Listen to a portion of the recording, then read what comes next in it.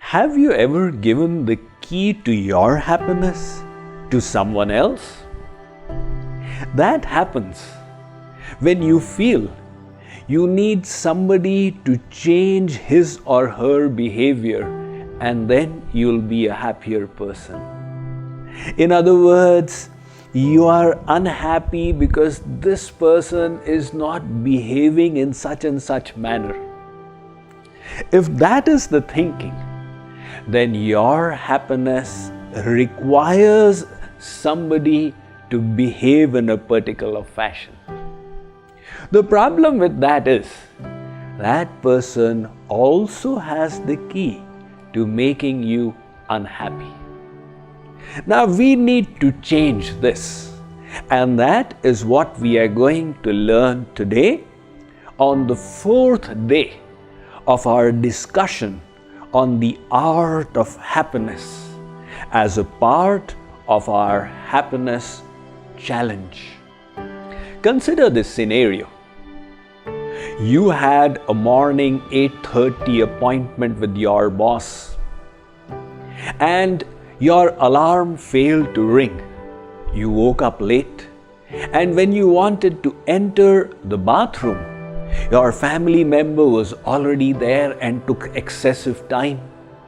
Finally, when you sat in the car and reached the highway, you discovered there was a traffic jam because of an accident. And when you reached your boss's office, you were 45 minutes late. Your boss gave you a piece of his mind, because of which you became extremely miserable that day. Now, whom would you blame for your misery? Your boss who scolded you? The cars which had an accident? Or your spouse who took too much time in the washroom? Or that stupid alarm clock which did not ring on this day? Actually, none of them are responsible for your unhappiness. Why?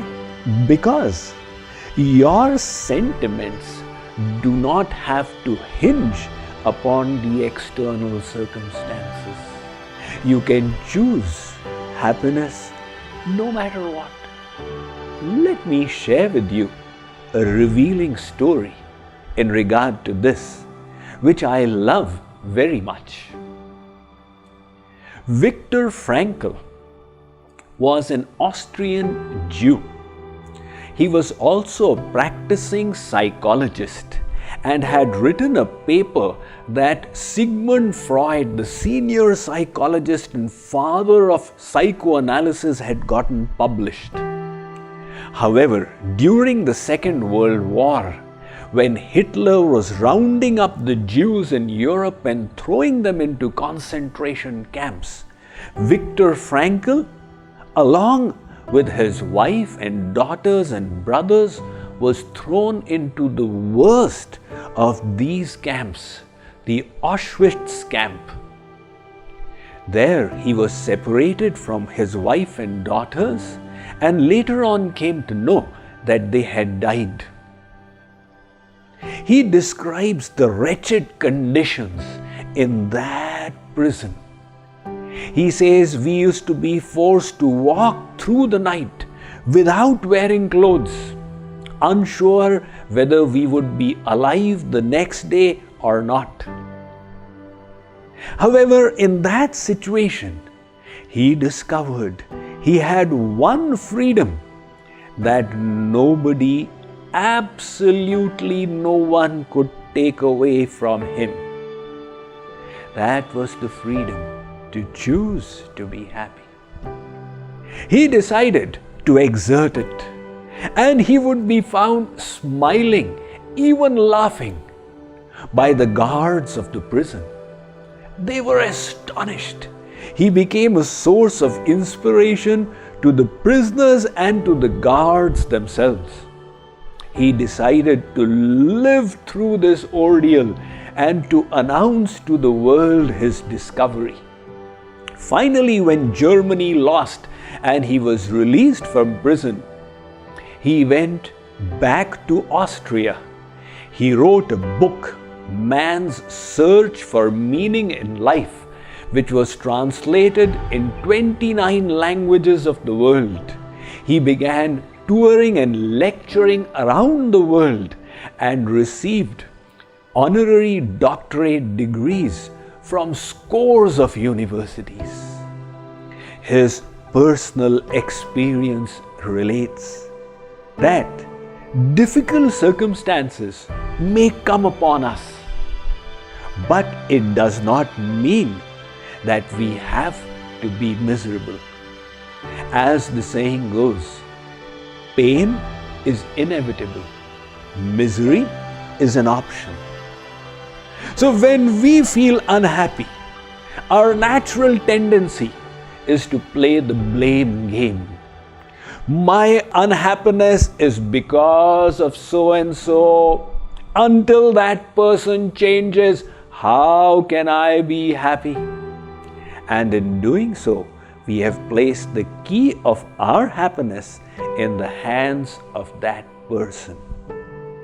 People who think in this manner, they feel desperate because they need external circumstances to change, and these situations are not necessarily in their hands. However, when we decide that I am in charge of my own emotions, when we decide that I need to stop playing the blame game, it is then that we take responsibility of our moods, and then slowly we start mastering our own mind. If I am unhappy, I alone am responsible for it, and I need to change my emotions. That is when we start progressing on our inner journey to becoming better and happier people. In this Art of Happiness series, on the 4th day of the Happiness Challenge, I hope that you have already started utilizing the tools that we had discussed yesterday. So, the important homework for us to implement today then is to decide, I will not blame anybody for my unhappiness. If I feel miserable, I will have to learn to choose better feelings, better sentiments, and better emotions, for then I will be on the fast track to becoming a happier person. What do we need to do subsequent to this? We will discuss tomorrow on day 5 of this happiness challenge.